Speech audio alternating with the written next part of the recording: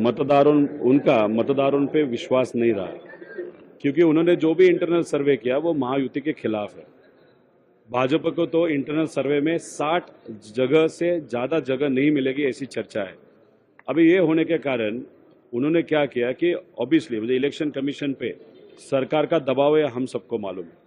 अभी जो जम्मू कश्मीर में इलेक्शन हो रहा है उसी के साथ हमारा इलेक्शन हो सकता था, लेकिन उन्होंने जानबूझ के वो भी इलेक्शन दूर रखा है। लेकिन अभी तक फिक्स डेट फाइनल नहीं हुई। लेकिन जो संविधान या कॉन्स्टिट्यूशन का जिनका स्टडी अच्छा है, उन्होंने कहा है कि 26 नवंबर के आगे तो ये नहीं जा सकता, और 26 तक एक पहली बैठक होनी चाहिए, तो 16 नवंबर तक ये इलेक्शन हो सकता है। लेकिन अभी क्या है कि ये भाजपा का सरकार जो महायुति वो डरी है, इसीलिए ऐसी अभी चर्चा चालू कर दी है कि शायद और आगे जा सकता है, दिसंबर में ज़्यादा आ सकता है। अगर उन्होंने वो एक्सटेंड किया तो एक नागरिक जो है या मतदार है, उनके बारे में महायुति के लोगों का विश्वास नहीं रहा, वो उनको मतदान नहीं करेंगे, ऐसा उनको कंक्लूजन करना पड़ेगा। दूसरी बात, ये संविधान के खिलाफ है जो भाजपा और महायुति है। ऐसे में गवर्नर रूल प्रेसिडेंट लग सकता है। अभी प्रेसिडेंट तो उन्हीं का सुनता है, अभी गवर्नर भी उन्हीं का सुनता है। जो पहले वाले गवर्नर थे वो बैलेंस भूमिका लेते थे, इसीलिए शायद इलेक्शन के बहुत पहले उनको निकाल दिया गया और नए गवर्नर साहब को वहाँ पे ला दिया, क्योंकि ये नए गवर्नर साहब जो संगठना आरएसएस है जो कहेगी, या भाजपा या बड़े नेता जो कहेंगे वही वो करेंगे। इसीलिए शायद उनको इलेक्शन के एकदम पहले महाराष्ट्र में लाके बिठाया है, ताकि आगे जाके जब गवर्नर रूल लाया जाएगा तब जो भी दिल्ली वाले नेता बोलेंगे या महाराष्ट्र के नेता बोलेंगे वो करेंगे। ये संविधान के खिलाफ है, और ये जो लोकशाही उसके खिलाफ है, और लोग जो है जो मतदार है उसके उनके विचारों के खिलाफ है। दादा, एक आपके जो अलायंस पार्टनर है कांग्रेस और शिवसेना, उद्धव ठाकरे, मुख्यमंत्री चेहरे को लेकर काफी चर्चाएं चल रही हैं। आप लोग नहीं, वो सिर्फ चर्चा है। अगर आप देखो, हमारा एक बहुत बड़ा फंक्शन कार्यकर्ताओं का और पदाधिकारी का मुंबई में हुआ था, वहाँ पे तो खुद उद्धव ठाकरे साहब वहाँ पे बोले थे कि थोड़ी उस पर चर्चा होनी चाहिए, मतलब कॉमन प्लेटफॉर्म पे हमारी चर्चा होती है। लेकिन अगर महायुति की बात करें तो अंदर अंदर से चर्चा होती है, तो हमें वो जो अंदर अंदर से चर्चा होती है वो बहुत डेडली होती है, वो डेडली उनको रहने दो। अभी हमारा कहना है कि हम वहाँ पे फाइनल करेंगे कौन कौन सा चेहरा है। अगर आप कार्यकर्ता करके मुझे अगर पूछोगे तो हम तो जमीन पे हैं, हम लोगों में हैं। हमारा कहना है ये जो महायुति की सरकार है, भाजपा की सरकार है, ये सामान्य लोग और महाराष्ट्र के विचारों के खिलाफ है, महाराष्ट्र धर्म के खिलाफ है, उनको हटाना है कौन सी भी हालत में।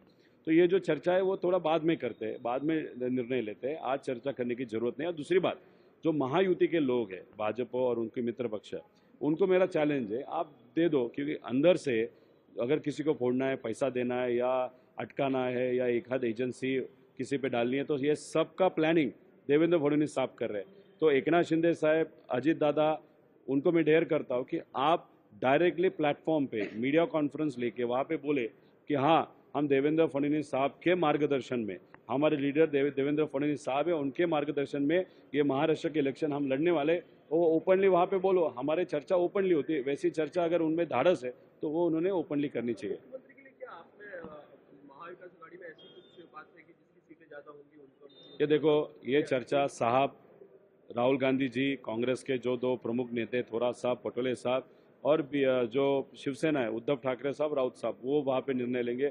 हम तो छोटा कार्यकर्ता है।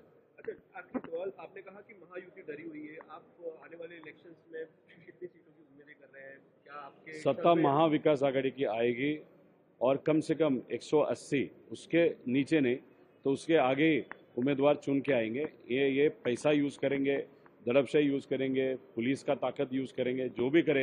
लेकिन महाराष्ट्र की जो जनता है बहुत होशियार है और विचारों के बारे में बहुत पक्की है। महाविकास आघाड़ी को उन्होंने महाराष्ट्र में लोकसभा जब थी बहुत अच्छा रिस्पॉन्स दिया। अभी विधानसभा में भी महाविकास आघाड़ी को वो सपोर्ट करेंगे, ऐसा विश्वास है। एक आखिरी सवाल, कल आप लोगों ने महाराष्ट्र बंद का ऐलान किया है। जिस तरह मामले बढ़ रहे हैं, महिलाओं के खिलाफ अत्याचार, बच्चियों के खिलाफ भी अत्याचार के मामले आ रहे हैं, केंद्र ने भी कहा है कि शक्ति बिल जो आप ही की सरकार के समय आया था, उसमें अगर जो केंद्र के जो कानून है उसमें कुछ बदलाव चाहते हैं, तो शक्ति बिल को लेकर अगर आप चाहते हैं तो उसमें कुछ करना है, उस बारे में पूछा है। शक्ति बिल कहीं ना ये कहीं देखो, शक्ति बिल महाविकास आघाड़ी के टाइम पे जब अनिल देशमुख साहब वहाँ पे मंत्री थे, उन्होंने और हमने सब मिलके वो केंद्र सरकार को भेजा था। केंद्र सरकार ने उन्होंने 2 ऑब्जेक्शन ली। उन्होंने 2 ऑब्जेक्शन क्या ली कि आप शक्ति इसे नाम कैसे दे सकते हो, उससे अच्छा नंबर लिख लो। और दूसरा ऑब्जेक्शन उन्होंने वहाँ पे लिया था कि ये जो आप कह रहे हैं कि महिलाओं के विरोध में जो आप कार्रवाई करोगे वो आप 2 ही महीने में करोगे, इतना कम टाइम क्यों, उसको ज़्यादा टाइम लग सकता है। अभी हम करेंगे ना 2 महीने में, आपको नहीं करना, तो ये 2 विषय पे उन्होंने वो कैंसिल किया और नीचे भेज दी। शायद महिलाओं के बारे में भाजपा और उनके जो मित्र पक्ष है वो संवेदनशील नहीं है। उनको ऐसे लगता है कि गुंडों को ज़्यादा से ज़्यादा ताकत दे, महिला घरों में ही बैठनी चाहिए, घर से बाहर नहीं आनी चाहिए। ये जो प्रवृत्ति है आरएसएस या बीजेपी की, वो शायद उनके मन में होने के कारण शक्ति कायदा ला नहीं पा रहे। और अगर आप देखो तो ये भी जो घटना घट रही है महाराष्ट्र में और उसमें बढ़ती होती जा रही है, वो बहुत गलत और अनफॉर्चुनेट चीज़ है। कल का आंदोलन आप लोग का तीव्र होगा? ये देखो आंदोलन तो होने वाला है। सबसे इम्पोर्टेंट है कि लोगों का आह्वान किया है, जो व्यापारी है उनको आह्वान किया है कि ये जो महाराष्ट्र में चल रहा है कि एक बाजू को महिलाओं के नाम के ऊपर वोट मांगा जा रहा है और दूसरी तरफ महिला सुरक्षित नहीं है। और जब भी एक आध प्रश्न महिलाओं के सुरक्षा के बारे में हम पूछते हैं, जैसे अजीत दादा गट को हमने पूछा था, दादा थे, तटकरी साहब थे, उन तटकरी ने बोला है ऐसे चीज़ों पे बात नहीं करनी, ये प्रश्न मत पूछो, हमको सिर्फ हमारी यात्रा के बारे में पूछो, मतलब उनकी जो गुलाबी यात्रा है उसके बारे में पूछो, मतलब जो महिलाओं पे अन्याय हो रहा है उनके बारे में मत पूछो, उनको सिर्फ अच्छी अच्छी चीज़ें के बारे में पूछो। ये जो प्रवृत्ति है, ये वृत्ति है, ये जो सरकार में बैठे हुए लोगों की, यही वृत्ति को यहाँ के लोग मिटा देंगे इस इलेक्शन में, ऐसा हमारा विश्वास है।